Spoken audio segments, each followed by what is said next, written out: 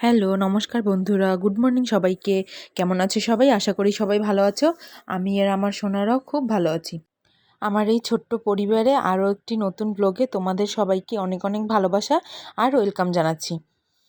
তো ভিডিওটি এখান থেকে শুরু করছি। ভিডিওটি সঙ্গেই থেকো। আশা করি ভিডিওটি তোমাদের খুব ভালো লাগবে।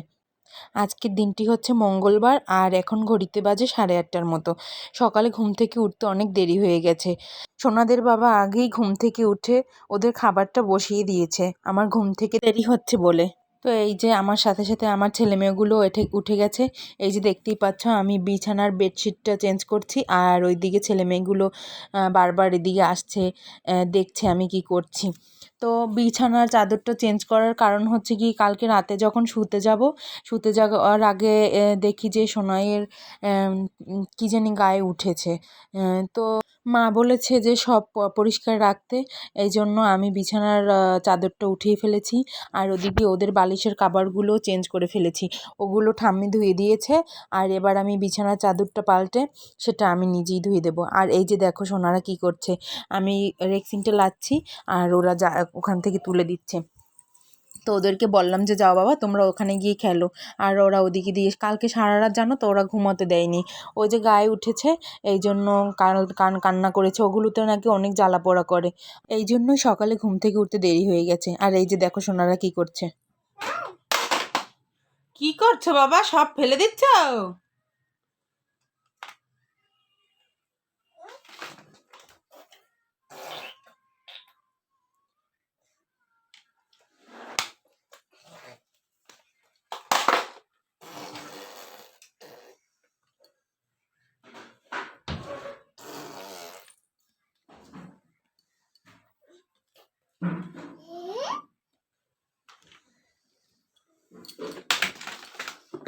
এই যে মা,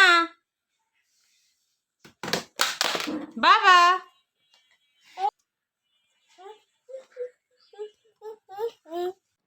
ওদের গায়ে যেগুলো উঠেছে কীরকম দেখতে জানো, কেমন মনে হয় ঘামাচির মতো উঠেছে।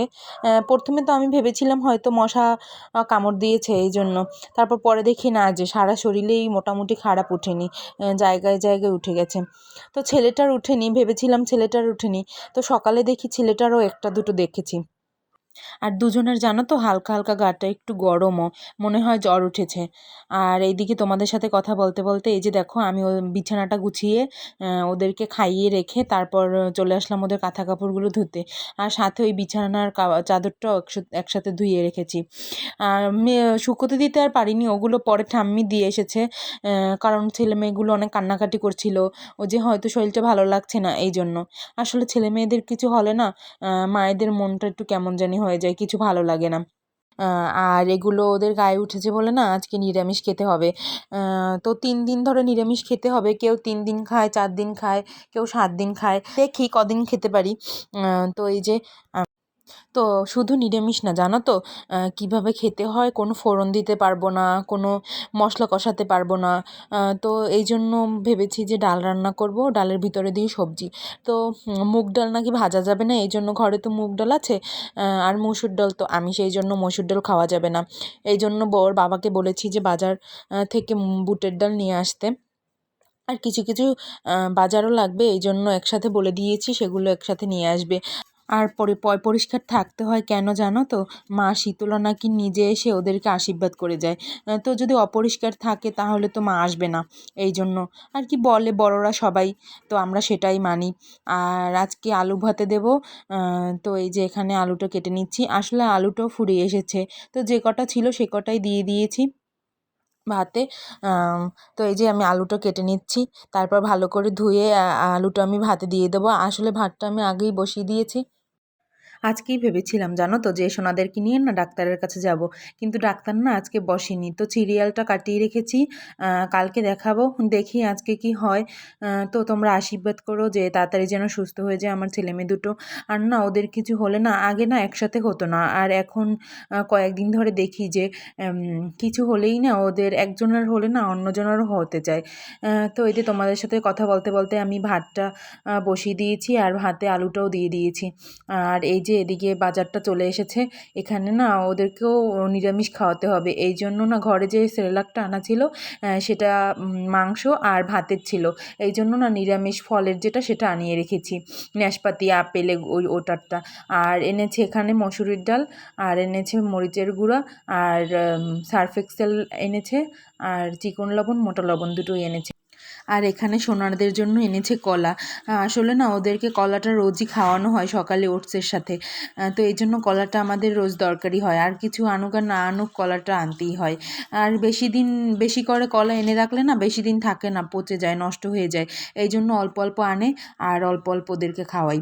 আর এখানে এনেছে আলু, বুটের ডাল, আর এনেছে একটু ঘি, কারণ যেহেতু নিরামিষ রান্না করব একটু ঘি না দিলে ভালো লাগবে না, এই জন্য বলেছি। ঘরে ঘি ছিল না, ঘিটা ফুরিয়ে গেছে অনেক দিন আগেই, এই জন্য ঘিটা আনাও হয়নি, এই জন্য বলে দিয়েছি ঘিটা আনতে।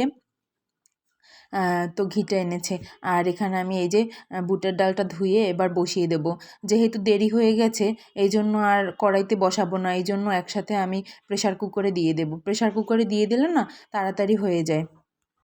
তো আমি সবটা মাকে জিজ্ঞেস করে করে করছি, আর এখানে যেহেতু ঠাম্মি আছে সেও কিছুটা বলে দিচ্ছে। তো তোমরা কে কী জানো সেটা কমেন্টে বলবে, কিভাবে এটা তাড়াতাড়ি ঠিক হয়ে যাবে, আমি সেটাই ফলো করার চেষ্টা করব। তো এই যে ডালটা ধোয়া হয়ে গেছে, এবার আমি ডালটা দিয়ে দিচ্ছি। এভাবে না আমি কখনো রান্না করিনি সোমবার ছাড়া। তো এই যে জলটা দিয়ে দিচ্ছি, আর এখানে আমি ডালের ভিতরে দেবো লাউ, শালগম, সিমড়া, এগুলো একসাথে দিয়ে সিদ্ধ করে না একটু ঘি দিয়ে নামিয়ে নেবো, আর একটু দেবো ধনেপাতা আর কাঁচা লঙ্কা।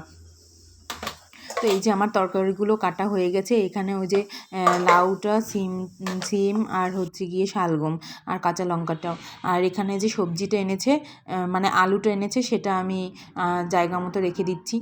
তো আগের 4-5টা আলু ছিল, সেটা আগে নামিয়ে তারপর ঝুড়িটা পরিষ্কার করে তারপর আলুগুলো রাখছি, আর আগের যে আলুগুলো সেগুলো উপরে রেখে দিচ্ছি, কারণ সেগুলোকে না পরে আগেই খেতে হবে, তা না হলে না পরে নষ্ট হয়ে যাবে, এই জন্য আগের আলুগুলো আগে খেতে হবে। আর এদিকে আমার ডালটাও হয়ে গেছে অফ ক্যামেরায়, আমি সবজি টবজি একসাথে দিয়ে দিয়েছি, দিয়ে আবার সিটি দিয়ে দিয়েছি, সামান্য একটু হলুদের গুঁড়ো আর একটু নুন আর একটু কাঁচা জিরে দিয়ে দিয়েছি।